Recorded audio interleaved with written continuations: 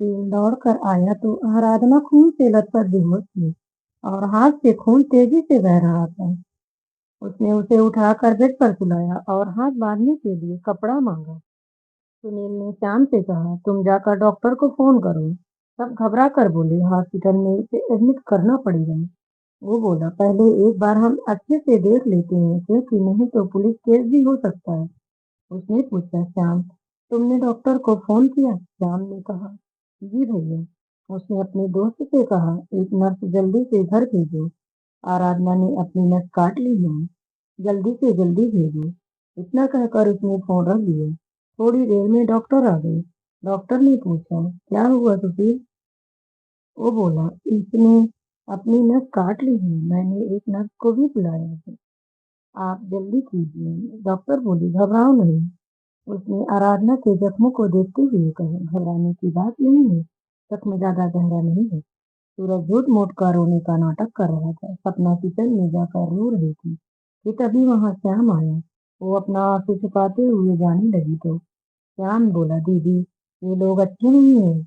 ये भाभी जी से शादी करके बच्चे को गिरा देंगे और उन्हें घर की नौकरानी बनाकर रखेंगे।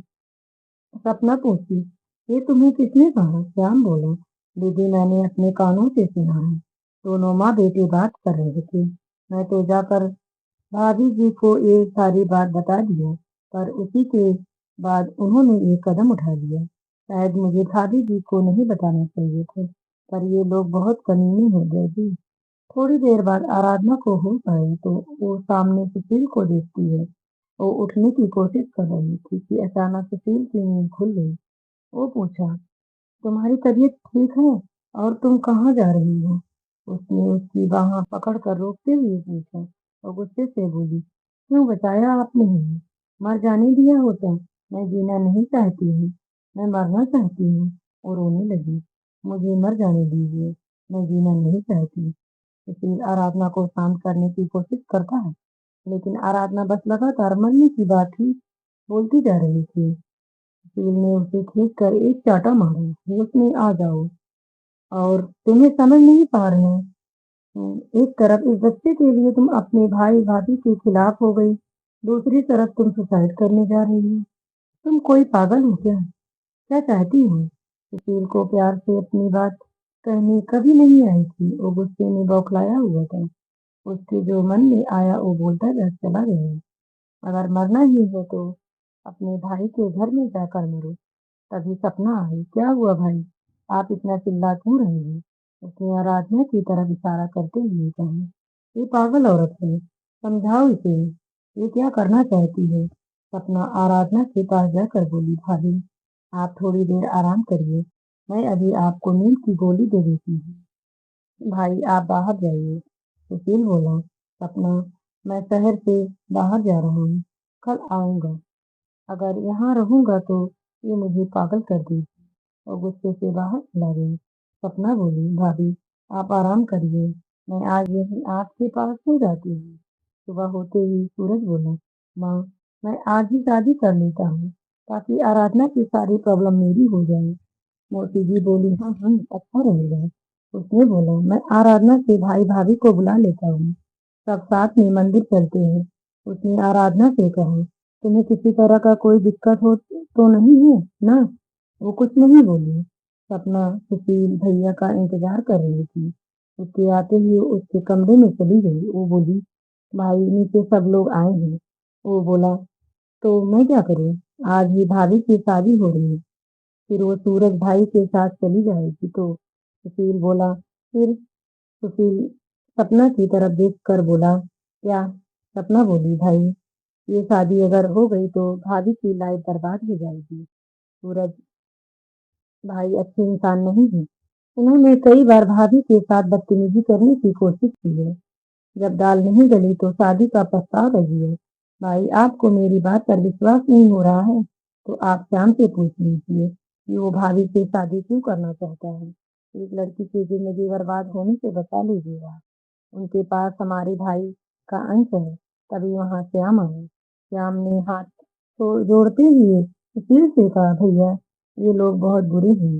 भाभी जी सब दर्द सह लेंगी पर कुछ नहीं बोलेंगी। भैया, ये शादी रोक लीजिए। मैंने कई बार उस आदमी को भाभी जी के साथ बदतमीजी करते देखा है।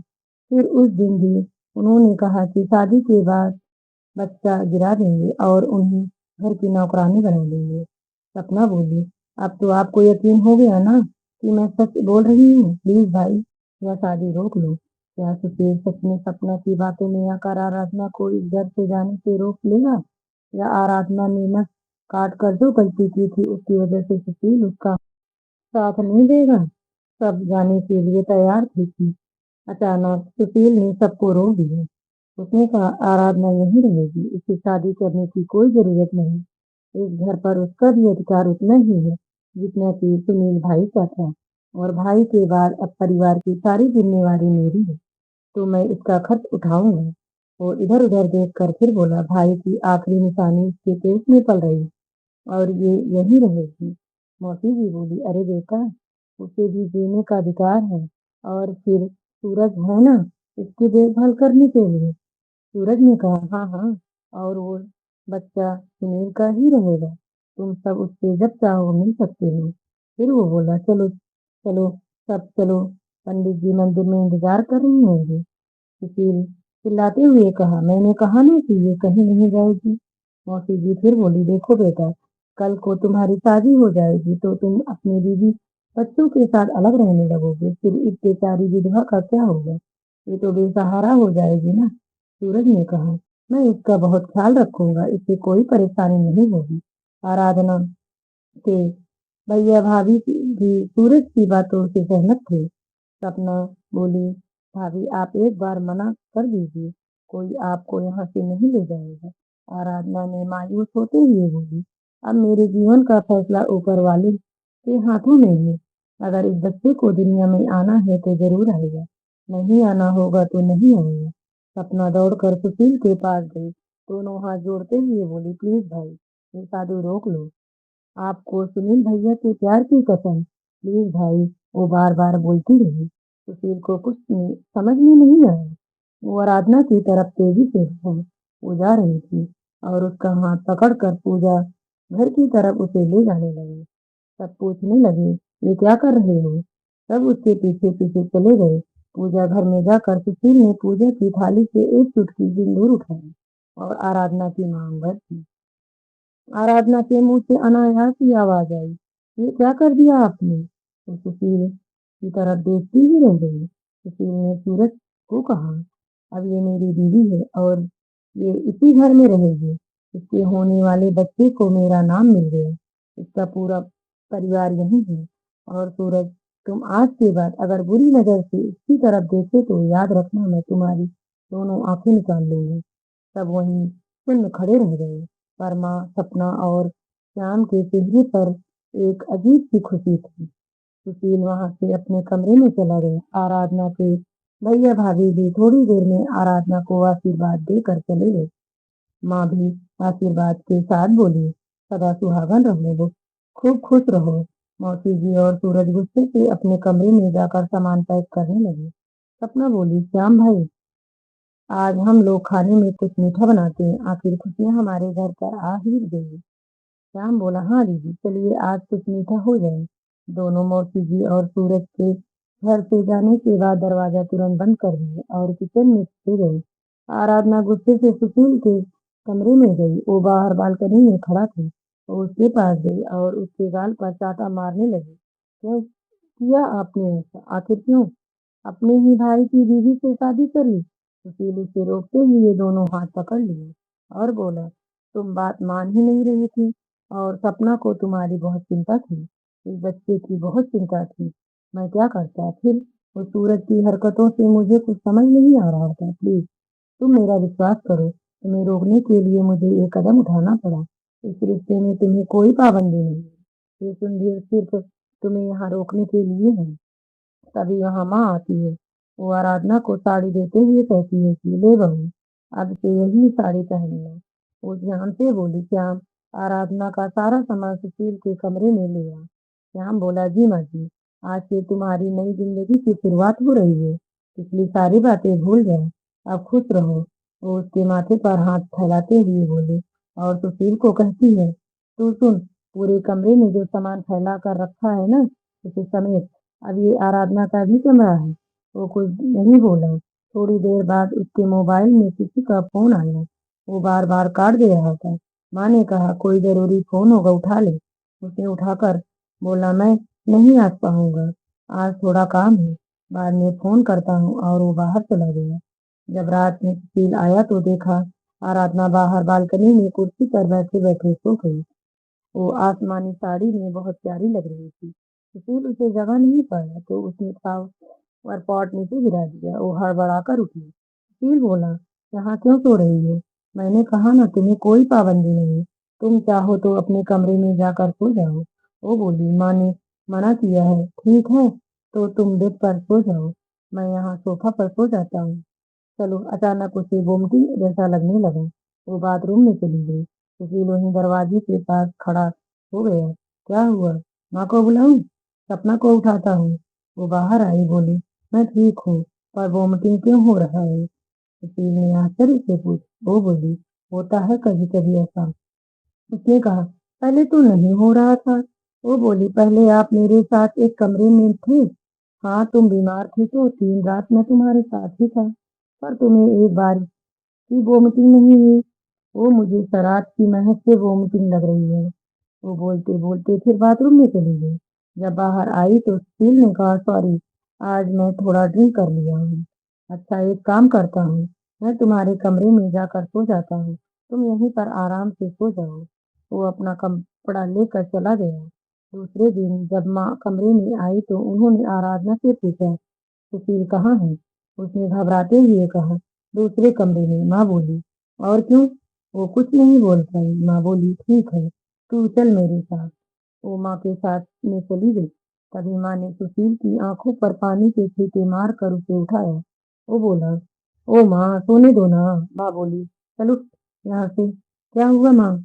आज सुबह सुबह चालू हो गई। माँ बोली, पहले ये बता, कल तेरी शादी की पहली रात थी, तुम यहाँ क्यों सोया? वो बोला, बस इतनी सी बात माँ, मैं उसी कमरे में सोने जा रहा था, पर मैंने कल ड्रिंक कर लिया और इसे उसकी महक से बार बार वॉमिटिंग हो रही थी, तो मैं यहाँ आ गया। डॉक्टर से बात किया तो वो बोली, कभी कभी किसी चीज से ऐसा होता है। माँ बोली, अच्छा तो ये बात थी, तब तो तुझे अपने बच्चे के लिए अब शराब भी छोड़नी पड़ेगी। कोई तो तुझे बदल देगा। आराधना सिर झुकाकर खड़ी थी। माँ ने कहा, चल बहू, आज शाम में शर्मा जी के घर पार्टी में जाना है। मैं तुम्हें अच्छी सी साड़ी देती हूँ। तो फिर भी फोन की घंटी बजी तो फिर काट दिया। मैसेज आया, मैं तुमसे मिलना चाहती हूँ। वो मैसेज डिलीट कर दिया। तभी थोड़ी देर बाद डोरबेल बजी। पापा ने कहा, देख श्याम कौन है। श्याम ने दरवाजा खोला तो एक लड़की सुंदर सी गुलाबी सूट पहने खड़ी थी। श्याम ने पूछा, क्या चाहिए आपको? वो बोली, सुशील। श्याम बोला, जी आप कौन? वो गुस्से से बोली, मैं सुशील की बीवी, मेरा मतलब दोस्त, और उससे मिलने आई हूँ। कौन है ये लड़की जो जल्दबाजी में खुद को सुशील की बीवी कह रही है? क्या सच में वो सुशील सिर्फ एक दोस्त है या दोनों के बीच कुछ और भी रिश्ता है? श्याम बोला, आइए अंदर, यहाँ सोफे पर बैठिए, मैं भैया को बुलाता हूँ। श्याम बड़बड़ाते हुए जा रहा था। सुशील भाई कब से लड़की से दोस्ती करने लगे? जब बाबूजी ने पूछा दरवाजे पर कौन था, वो बोला, सुशील भैया की लड़की दोस्त है। बाबूजी आश्चर्य से बोले, लड़की दोस्त? ये पागल हो गया क्या? क्या बोले जा रहा है? श्याम जब तक सुशील को बुला कर लाता, तब तक घर के सभी लोग उस लड़की नैना से मिल लिए थे। जब सुशील दौड़ कर आया तो वो बोली, तुम कौन? तुम फोन नहीं उठा रहे थे, ना ही मेरे मैसेज का रिप्लाई कर रहे थे, तो मैं सोची तुम्हें घर पर ही मिलाऊं। कैसे हो तुम? सुशील नैना को घर में देखकर पहले थोड़ा घबरा गया, लेकिन अब वो कुछ नहीं कर पा सकता था। सभी घर वाले नैना को देख चुके थे। सुशील ने नैना के किसी भी सवाल का जवाब नहीं दिया। तभी आराधना वहां थी। माँ ने कहा, नैना, ये तुम्हारे दोस्त की पत्नी आराधना है। अचानक नैना के मुंह से निकला, क्या तुमने शादी कर ली? नैना के लिए ये बात किसी शौक से कम नहीं थी। उसे उम्मीद नहीं थी कि घर आकर उसे ऐसा कुछ पता चलेगा। माँ बोली, हाँ बेटा, है ना मेरी बहू प्यारी थी। अब नैना के लिए वहां रुकना बहुत मुश्किल हो गया था। नैना बोली, अच्छा आंटी, मैं अब चलती हूँ। माँ बोली, नाश्ता तो कर लो। वो बोली, "नहीं आंटी, फिर कभी।" माँ ने कहा, "जा सुशील इसे घर बाहर तक छोड़ दे।" वो बाहर गई, तो सुशील बोला, "नैना जो हुआ, वो सब अचानक हुआ। मैं तो तुमसे ही प्यार करता हूँ और शायद हमेशा ही करता रहूँगा।" नैना बोली, "अब बस करो सुशील, तुम एक बार भी नहीं बोले कि तुम्हारी शादी हो गई है। ना ही फ़ोन उठाते हो और ना ही मैसेज का रिप्लाई करते हो। अगर आज मैं यहाँ नहीं आती तो मुझे ये पता भी नहीं चलता कि तुमने शादी कर ली है। तुम बहुत बड़े धोखेबाज निकले। मैं बचपन से तुम्हारे साथ थी, पर तुम्हें समझ नहीं पाई। तुम मेरे साथ शादी के सपने देखती थी और यहाँ किसी दूसरे से शादी कर लिए। तुमने मुझे चीट किया है सुशील।" वो उसके गले से लग कर रोने लगी।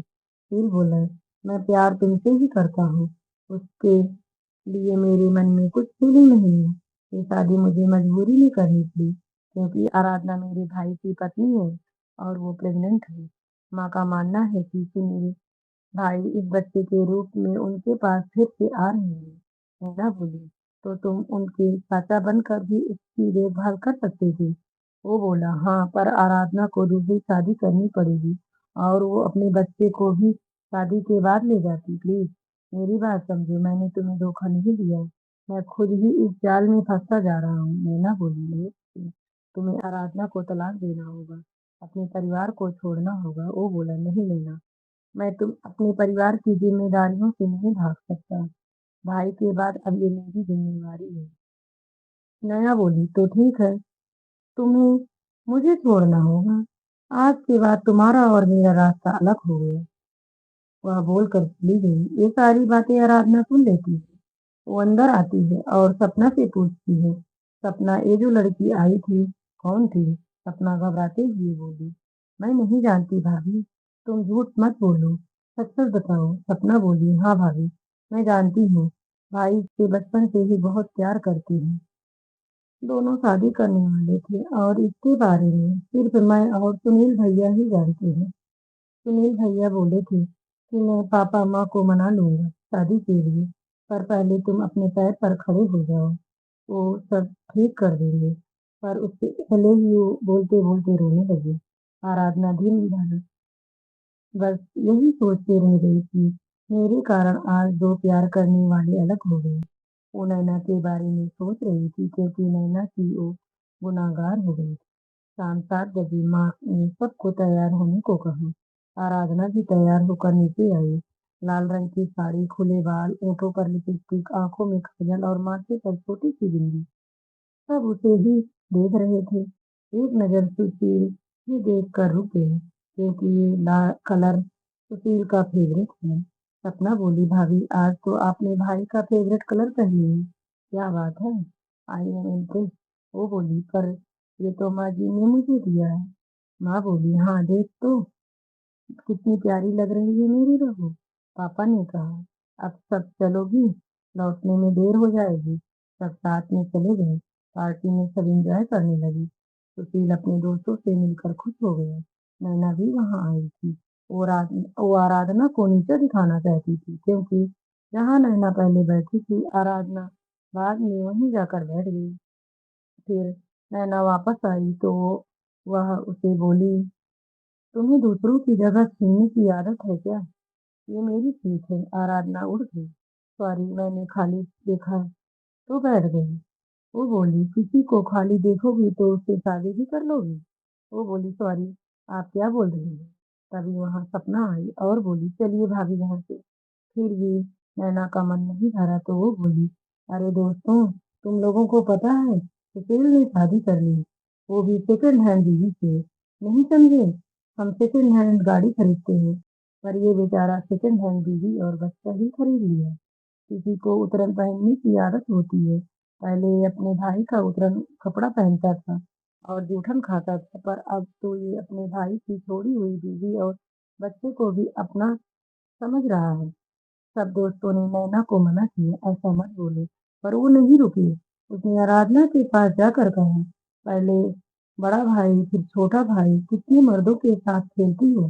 तुम्हें शर्म नहीं आती है?" सुशील से अब बर्दाश्त नहीं हुआ और उसने खींचकर एक थप्पड़ नैना को मार दिया और वो सबके सामने आराधना का हाथ पकड़कर गाड़ी में जाकर बैठ गया।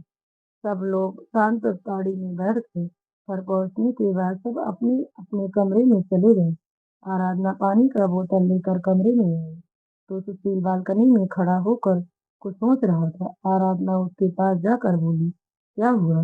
नैना की बातें बुरी लगी आपको? वो बोला, जाओ यहाँ से, मुझे कुछ बात नहीं करनी है। वो बोली, बात क्यों नहीं करनी है?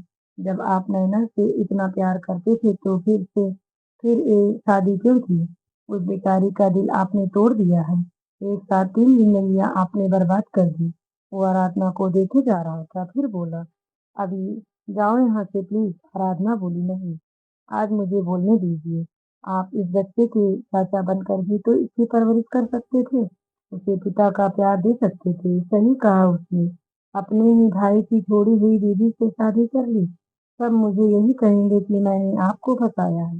अपने इस बच्चे को ढाल बनाकर आपने अपने साथ साथ मुझे भी बदनाम कर दिया। आराधना अभी बोल ही रही थी कि अचानक से सुशील ने उसे अपनी तरफ खींचा और अपने दोनों हाथों से आराधना के गालों को पकड़ते हुए उसके होठों पर अपने होठ रख दिए। आराधना की आंखें फटी की फटी रह गई। उसने कभी सपने भी में नहीं सोचा था कि सुशील उसे किस करेगा। क्या मोड़ लेने वाली है सुशील और आराधना की ये कहानी? वो घबरा गई। फिर बोला, एकदम चुप। जब मैं बोलूं तो चुप हो जाया करो। जब से आई हो किस किस किए जा रही हो। मुझे इस शादी से कोई अफसोस नहीं है और ना ही इस बच्चे से। ये मेरा बच्चा है। खून भले ही भाई का है पर इसका बाप मैं ही हूँ। और इससे बड़ी बात, औरत कभी सेकंड हैंड नहीं होती। वो या तो पत्नी होती है या दोस्त। मैं दुनिया की परवाह नहीं करता हूँ कि वो क्या कहती है तुम्हारे बारे में। तुम मेरी बीवी हो और इस घर की बहू हो। बस आज के बाद मुझसे ज्यादा सवाल मत करना, नहीं तो तुम्हें चुप कराने के लिए मुझे फिर यही करना होगा। और वो जाकर सोफे पर सो गया। थोड़ी देर आराधना वहीं बुत बनकर खड़ी रही। फिर सुशील बोला, अब सारी रात वहीं खड़ी रहना है क्या? आकर कपड़े चेंज करो और लाइट बंद करके सो जाओ। वो जल्दी से चेंज करके सो गई। सुबह हुआ तो आराधना सुशील को देख रही थी। उसके होठों पर लिपस्टिक लगी हुई थी। वो उसे मिटाने की कोशिश में रुमाल लेकर उसके पास गई और पोंछने लगी। सुशील हड़बड़ा कर उठा, क्या कर रही हो तुम यहाँ? ओ मैं आपके होठों। तब तक सपना कमरे में आ गई। आराधना खड़ी हो गई। सपना बोली, चलिए भाभी, माँ आपको बुला रही है। सपना सुशील की तरफ देख कर बोली, अरे भाई, रात में आपने गलती से भाभी की लिपस्टिक लगा ली। आपके होठों पर लिपस्टिक लगा है। वो सपना को डांटते हुए बोला, चल भाग यहाँ से। आराधना भी चुपचाप वहां से चली गई। जब सुशील मिरर में देखा तो वो बोला, ऐसे तो मैडम जी दिन भर बोलती रहती हैं, पर ये नहीं बोल सकती कि ये दाग मिटा लीजिए। अब आज तो सपना नीचे मेरा मजाक बनाकर ही रहेगी। सभी डाइनिंग टेबल पर नाश्ता कर रहे थे कि अचानक सपना बोली, पापा, अब कॉस्मेटिक की कीमतों चीजों का दाम बढ़ने वाला है। पापा ने पूछा, ओ क्यों? वो बोली, क्योंकि आजकल तो लड़के भी लिपस्टिक लगाने लगे हैं। सुशील चाय पी रहा था, अचानक उसे सरक गई। वो जोर जोर से खांसने लगा। माँ बोली, पीठ सहला उसका। कितनी बार कहा है कि खाने के समय पेपर मत पढ़ा कर, पर मेरी बात सुनता कौन है? सॉरी सॉरी, सपना धीरे से बोली। ये तो पेपर में दिया गया था, मैं तो केवल पढ़ रही थी। फिर बोला, माँ आज मुझे एक जगह इंटरव्यू के लिए बुलाया गया है। मैं वहीं जा रहा हूँ। मुझे आशीर्वाद दो कि आज मुझे एक काम मिल जाए। माँ ने आराधना से कहा, इसे एक टीका तो लगा दे। पूजा के पास ही रोली रखा होगा। सपना बोली, भाभी, अगर नहीं मिले तो लिपस्टिक का ही टीका लगा दी सकती हूँ आप। सुशील गुस्से से सपना की तरफ देखने लगा। माँ बोली, आज तू भाई के पीछे क्यों पड़ी है? सुशील बोला, माँ, अब सोच रहा हूँ इसकी शादी करके घर से विदा कर ही दूँ ताकि घर में शांति रहे। माँ बोली, जा बेटा तिलक लगवा ले। आराधना उसके माथे पर माता रानी का तिलक लगा देती है। वो उसकी तरफ देख कर नजरें झुका ली। सुशील चला गया। दोस्तों, कहानी अभी जारी है। नेक्स्ट पार्ट हम जल्द लेकर आएंगे। आपको कहानी कैसी लगी कृपया कमेंट में बताएं और वीडियो को लाइक शेयर और चैनल को सब्सक्राइब करें। धन्यवाद दोस्तों।